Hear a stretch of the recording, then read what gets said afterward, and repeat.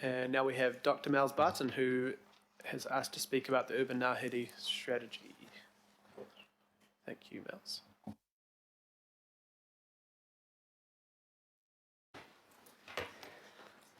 Tēnā koutou, tēnā koutou, tēnā koutou, katoa, ko Miles Barton aho, ko the Tree Council aho. Thank you for giving me the opportunity to speak today. You, councillors, you are going to receive a report today from one of your officers. We've been waiting 3 years for this report on the results of the LiDAR data on the urban Ngāhere strategy. And what it's going to tell you is that of the 16 local boards, only 18% of their 100% land area now has trees, and that of those trees, the majority of them are small. 75% of them are under 10 metres in height, and less than 5% of them are over 15 metres in height. So that tells you that we are losing the big trees, the mature trees in this city very rapidly. No local board out of those 16 has got more than 1% of its trees over 20 metres high. The faux local board has 18% of its land area in tree cover. The minimum for any local board, according to your strategy, is 15%. And in faux, as in many of the others, there's only 5% over 15 metres high. Here's a graph from your strategy's report, which shows height of the tree canopy. So that's height along the horizontal axis and percentage up the vertical axis. So as you can see, the vast majority of the trees are small, less than 10 metres, and then it crashes down. I've highlighted the faux line there in dark black so that you can see it. And as you can see, it's one of the lowest when it comes to large trees. So it is 5% or less than 5% over 15 metres high. There are very few big trees in the faux. This is Canal Road in Avondale. I'll just let you take in the size of the tree. These are some more of the trees. They're not small. These are mature natives that were planted 60 to 80 years ago by Mr. Burgess, who was a woodwork teacher at Avondale School. This land has been owned by the Raymond family for that entire time, and it is now up for sale. 3 years ago, the Tree Council came to the faux local board and asked them to do a land swap or purchase this site. There are 46 mature natives on this site, some of them extremely rare, like black mairi, hinau, mangio, along with all the other normal trees, you know, pahutakawa, totara, puriri, etc. 46 mature natives. Of that 5% of large trees in the faux, this is probably a good proportion of them, I'd say. 3 years ago, nothing was done about saving this site, and it went on the market just before Christmas. The sale fell through because of the COVID crisis. It has been purchased again. We gather the sale has just fallen through in the last few days. But the chainsaws have been running. We lost 10 trees when the arborists first turned up. Since then, the local community have been protecting this site literally by trespassing on it and you know, climbing the trees, because that's the last resort that they felt they had to protect this site. The chainsaws are there again this morning, along with the TV cameras, I gather.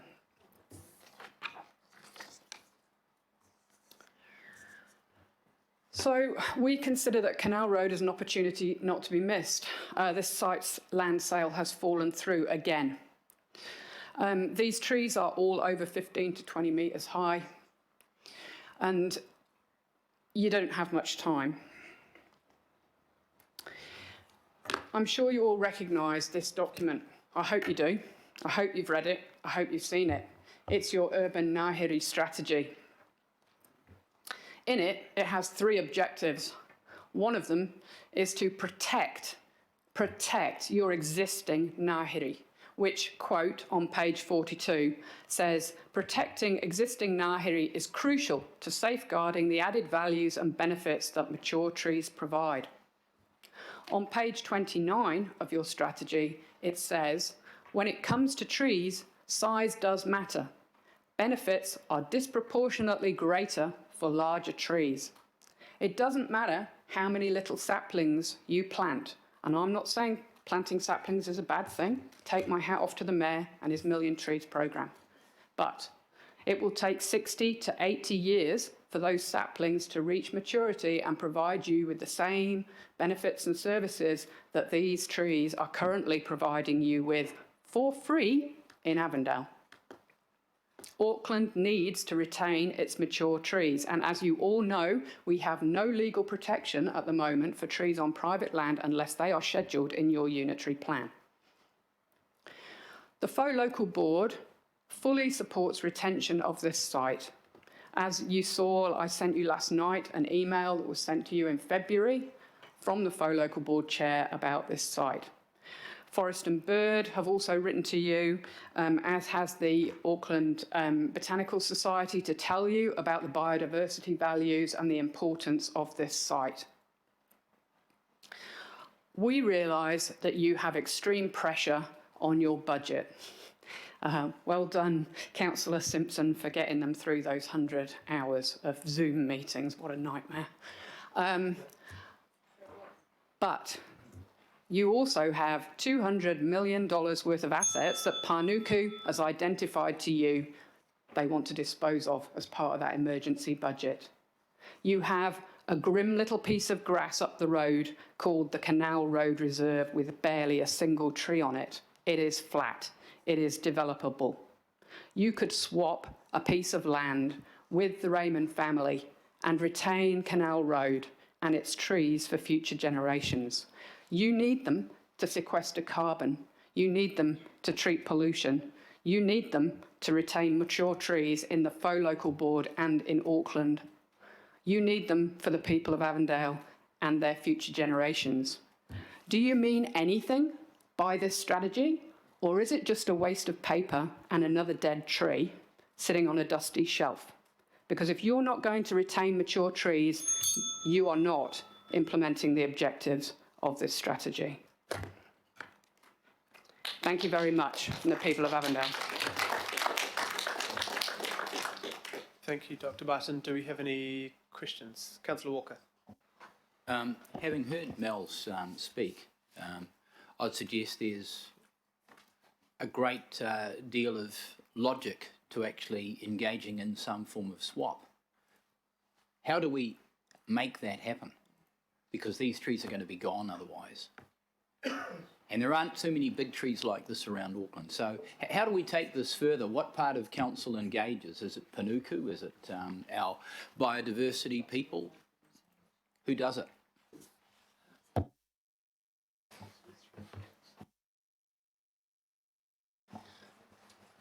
Yeah, Councillor Walker. Unfortunately, this is not this committee that would address that, but we might have some more advice from. Or you can just proceed.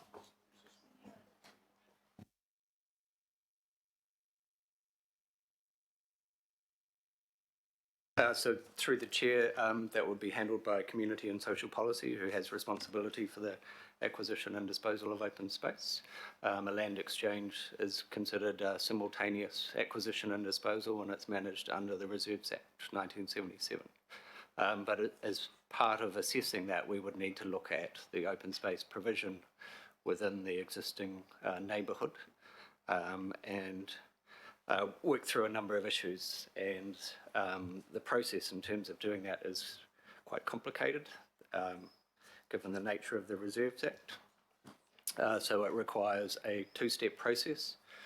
We would need to start off with a workshop with the local board.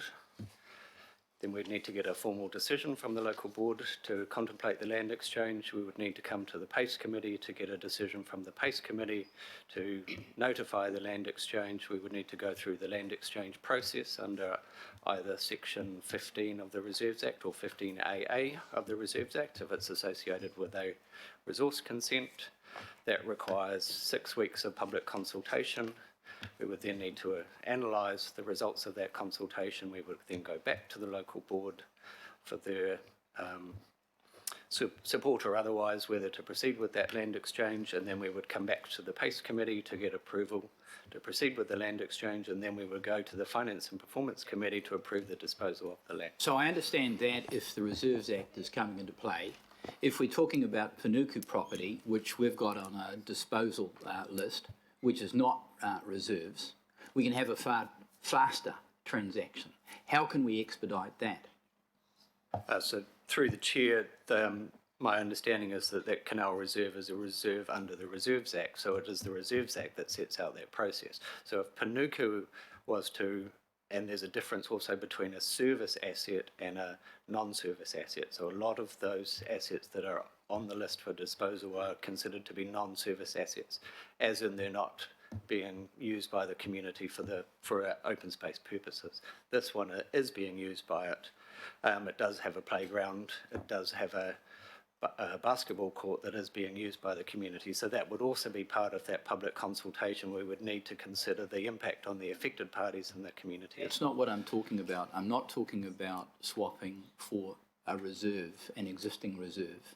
I'm talking about the portfolio that we've got, which numbers a lot of properties that we are proposing to flog off, okay?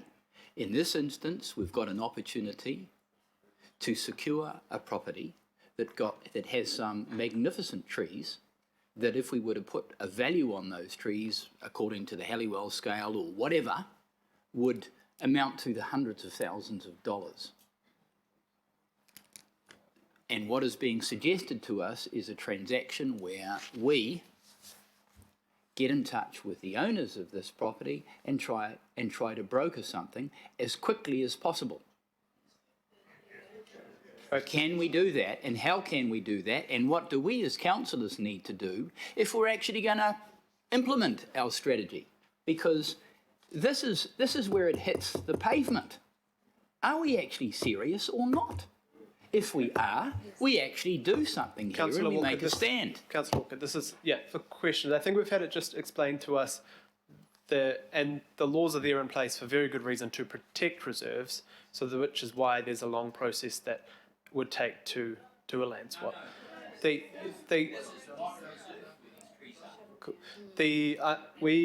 I've talked to Barry Potter, and Paul and Barry are keen to look at it, but this committee cannot make those decisions, but they will.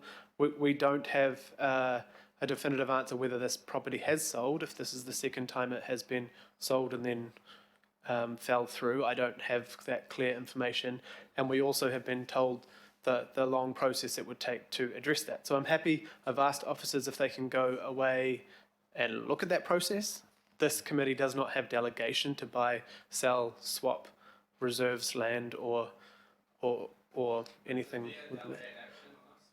So we just can't have people calling out in the public forum. Sorry. So we are keen to look at it, but that is not a process we can just invent through a public forum, unfortunately.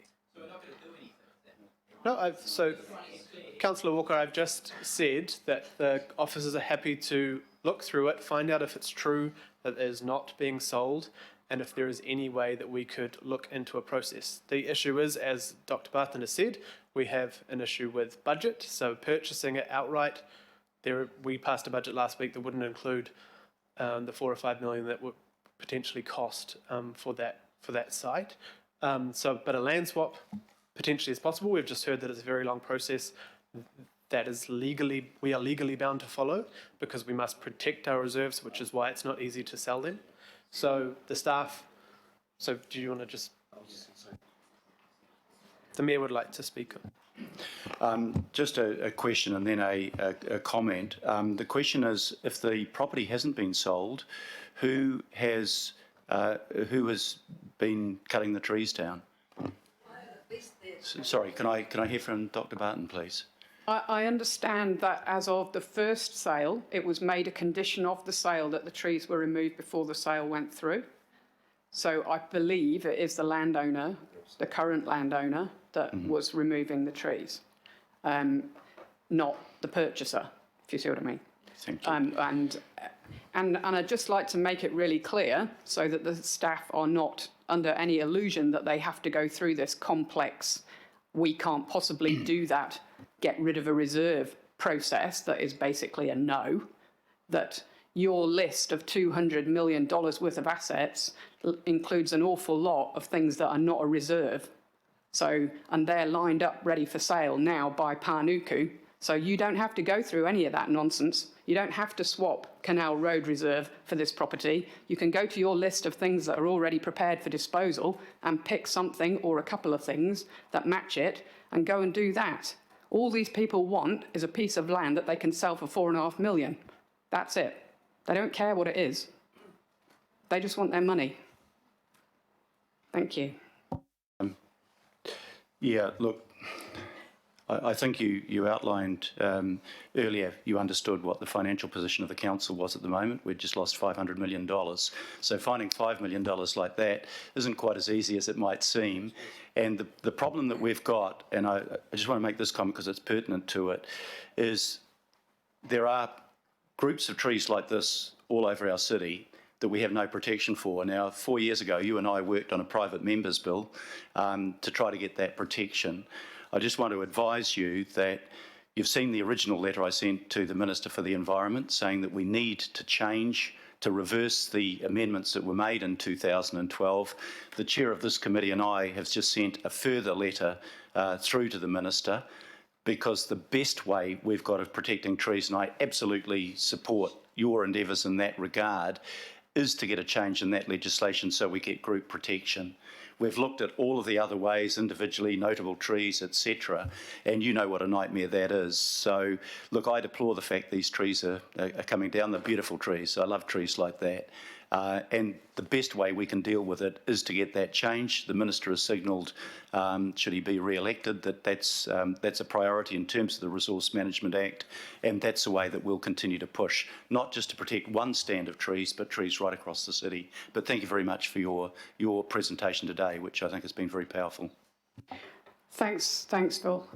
We did, as the Tree Council, submit on the Resource Management Amendment Bill, and there were hundreds of members of the community who also submitted on that bill to beg the government to put some form of general tree protection back into the RMA now to stop this slaughter happening. But unfortunately, they have decided not to bother and to wait until they completely overhaul the RMA. I think that what is happening today at Canal Road is an extremely good example of where the rubber hits the road with your urban Ngāhere strategy, with the lack of general tree protection. And I think that it will be repeated over and over and over and over through our cities until we have no mature trees left, until we do something about it. And I totally agree with you. Changing the legislation is the way to do this. But where council has an opportunity to move in and do something on an individual site, and you were offered that opportunity 3 years ago before this site came on the market and nothing was done, and I think that speaks volumes in terms of your commitment to the urban Ngāhere strategy. It should not be just words on a page. It needs to be actions. And when sites are offered to you, pointed out to you, you need to take that opportunity, because it's not going to come twice. Thank you. Well, thank you, Miles. I have 3 last questions. Councillor Fletcher, through Skype. Thank you, Mr. Chairman. And thank you, Dr. Barton. To a degree, the Mayor has touched on some of the issues I wanted to, but as going back to 1996, having sponsored a private members bill for the Tree Council back in the days of the late Jim Holdaway, I can feel very frustrated with the current situation. But you've heard the complexity that officers have been through in terms of what our response might be. If we were to be able to make some changes to the Unitary plan within the scope of what we ourselves can change, and accepting that I know the Tree Council understand the need for intensification in Auckland, what were the sorts of changes you would have seen within the Unitary plan that might play a better role, that we avoid these situations in the future? I think the Unitary plan is a very difficult object to use to protect trees because it basically only allows you to protect individual trees through scheduling or through SEAs. I think the one thing that you could do that would be really helpful is to include in your upcoming plan change, which will correct the errors in the Schedule 10, which is the list of scheduled trees, to include the trees that have already qualified for scheduling and are on a list waiting to be put into the schedule. Now, I understand that Plan Change 29 has no intention of including the trees that are already on that list waiting to go into the schedule. Why not, is my question. If they've passed the bar and they're able to be added to the schedule, you're going through a plan change process, you need to add those trees in. Why would you wait another God knows how many years to add those trees to the schedule? You need to have that in that process. It's so expensive and long-winded going through plan change. Why would you do it twice for trees? So you're going to do one tree schedule plan change, include the new trees and add to the schedule. At least then those individual trees that have passed muster and are significant and have been accepted as being qualifying for scheduling should be added and protected because there's no interim protection. So these trees could be felled on any time until they're added to the schedule. We don't want to have to wait more years for that to happen. So, but it's a blunt instrument. It's only for individual trees. That's not really going to help a situation like Canal Road at the moment unless those trees had already been nominated and accepted for scheduling. But it may help with other trees that already are on that list. So please add them into the schedule. Thank you for that. And Mr. Chairman, I suppose that's a matter that we should potentially be raising with the Planning Committee. Finally, to Dr. Barton, do you, as we debate the agenda items later today, what is the Tree Council's view and are there any distinctions that we should draw when it comes to exotic versus Indigenous native trees? No, I don't believe so. Mature trees, large trees provide huge benefits and services. It doesn't really matter what they are. I mean, obviously your planting programme or whatever is very much geared towards natives, but when you're talking mature trees, then they're providing the same benefits and services, whatever they are. So, no, I wouldn't draw any distinction, no. Thank you. Thank you, Mr. Chairman. And if I could just again reiterate that it would be quite good to get some sort of response, and I'm assuming that would be through the Planning Committee. Yes, thank you, Councillor Fletcher. We've already, myself and Councillor Coombe and Councillor Darby have worked on a resolution for a full review of Schedule 10 notable trees in the context of resourcing constraints and priorities to report back to the Planning Committee. So we're ensuring that resolution from last term, because at the moment it says the next time we have the ability to do it is through a plan change in 2023. So we want to try our best to move that forward. So that'll be that is a Chair's recommendation that sits on the Urban Ngāhere item later on this afternoon. So that shall go towards Chris's committee to address that through a plan change process. Excellent, thank you. Thank you. Councillor Coombe, Deputy Chair. Thank you, Mr. Chair. Kia ora, Dr. Barton, and kia ora koutou, everyone who's come along to support you. I think we've heard a way forward in terms of officers looking at this further, taking into account that this committee isn't decision-making on this matter, but that sounds like a good way forward. So I just wondered if I could put Canal Road just to one side in terms of that particular issue and just pick up on the earlier part of your presentation about the LIDAR survey work, and it has been very frustrating that we've been waiting so long to get this data. And I wondered if, now that we've got it, is this an opportunity to correct what we were hearing a few years ago, that I think it was 30% of Auckland's tree cover had disappeared in the last 5 years, and that created a lot of anxiety in the community that was possible. And I know there is a lot of concern about the lack of tree protection, and something that council's advocating for, as you heard from the mayor.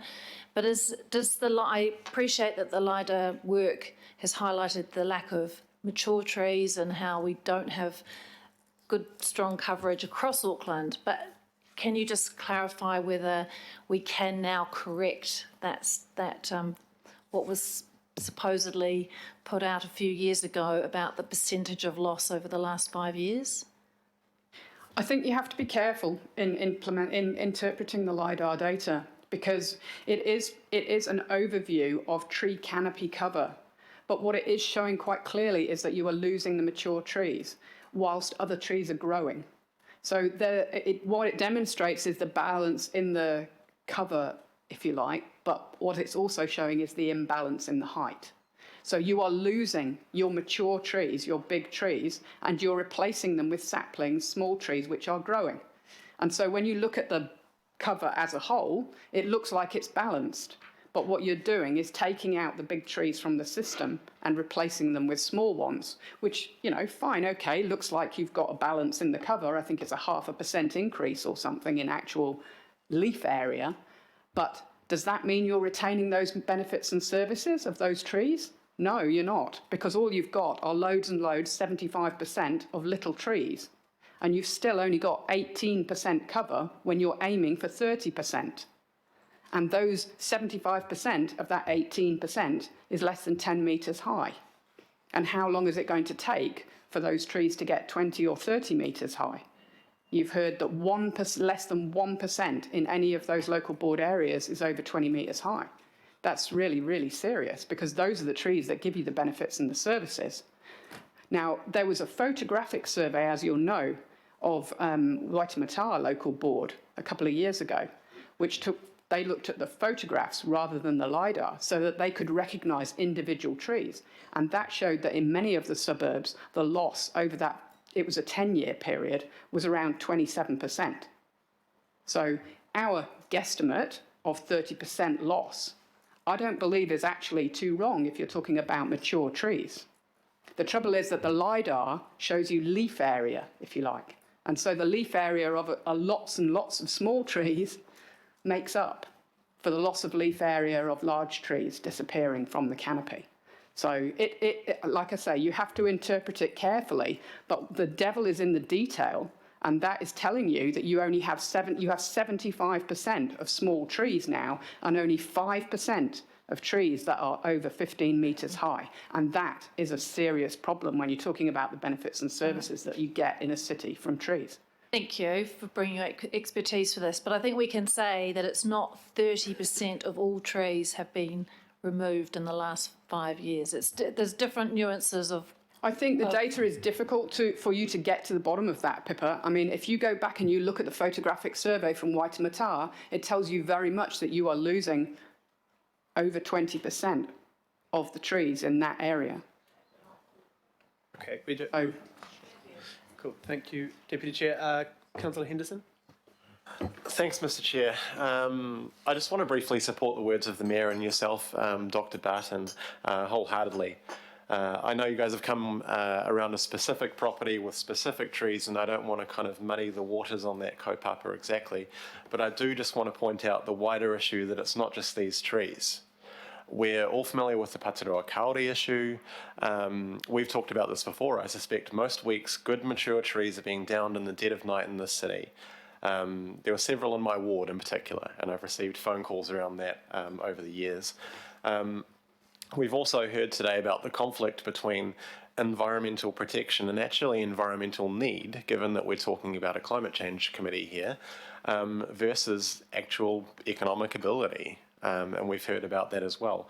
I worry that actually this will become a recurring theme in the decades ahead, that conflict without some intervention. And so I just want to kind of join the call for legislative intervention here for trees on private land and a need for protection for everyone. Cool. I had said Councillor Henderson was last, but last question from Councillor Bartley, and then we need to move on to the next speaker who is also on this issue. So there will be, if there are more questions on this issue, there is another presenter. Councillor Walker, you've had a go on this section, but we have another presenter on this. It looks like this issue. So yes. So I'm going to Councillor Bartley, and then I'll have the next speaker. Cool. Thank you, Councillor Bartley. Thank you, Mr. Chair. Thank you, Doctor, for your presentation. I wanted to pick up on your response to Councillor Fletcher about no distinction between exotic and native trees in the context of the Maunga Authority, because I thought the Tree Council was supportive of what they were doing. So if that's changed, I'd really like to know. Thank you. No, that absolutely has not changed. We're fully supportive of what the Maunga Authority are doing. My comment in terms of what Councillor Fletcher asked was that in terms of the benefits and services that the mature trees that we're losing across the city are providing, we can't afford to lose trees. But in terms of the Maunga Authority and their vision for what they want to do in the Maunga, I mean, I don't want to go into it now, it's a huge conversation, but their vision is based by restoring the cultural mana of the Maunga, and the removal of the exotic trees is to do with that as much as it is to do with anything else, and we fully support that kaupapa of restoring the cultural mana of the Maunga, and so we understand why the removal of exotic trees from the tiki of the Maunga is so important, and we fully support that, because that's why the Maunga were returned to the iwi. So, you know, we fully support that. And yes, it's very sad to lose any tree, but if we can have restored native forest on those 13 Maunga, that would be so transformational for this city. It would be so incredible to have a native forest on every single Maunga in this city that I think in the short term, we can carry the loss of those exotic trees, because we understand that they are offensive to iwi, and we fully support that cultural restoration. Fully support it. Kia ora, thank you. Thank you very much, Dr. Barton. I'll move the receipt of your presentation. Do I have a seconder? Oh, the Mayor, Phil Goff. Thank you. All those in favour? Aye. Those against? Cool. Thank you, Dr. Barton.